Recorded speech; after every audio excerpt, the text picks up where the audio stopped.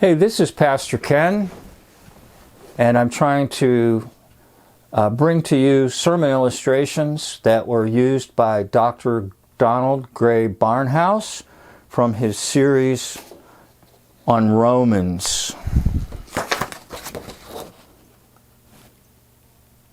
Now, even if you're not a preacher, these little vignettes can be helpful to you and insightful and indeed enjoyable.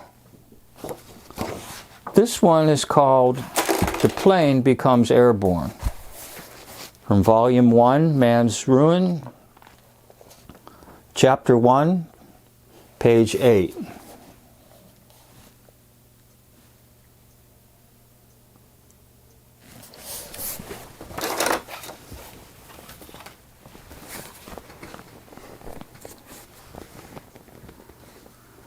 Paul could never forget the pit from which he had been digged. The Lord had taken him out of the miry clay and put his feet upon the rock, and for him all things were new. He could never forget it. It is impossible to understand the epistle without remembering this.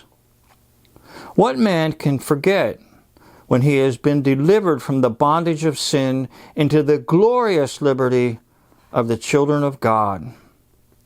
Everyone who has traveled by air knows the lifting sensation that comes when the grinding friction of the wheels on the runway suddenly cease and the plane is airborne. 10,000 times more is the joyous emotion of the soul when there comes the full realization that our chains have been loosed forever, and that we stand justified in the sight of God with all holiness. By nature, man must hate sin, and has now, because of redemption provided in the death of his Son, made himself known as love toward the sinner. So maybe for some people the lifting up off the ground is not such a great feeling, but I can relate to this because usually when I fly, I try to tell precisely exactly the moment that we're off the runway and in the air. And then once I do that, I'm like, wow, okay, we're up in the air, and it's a thrill.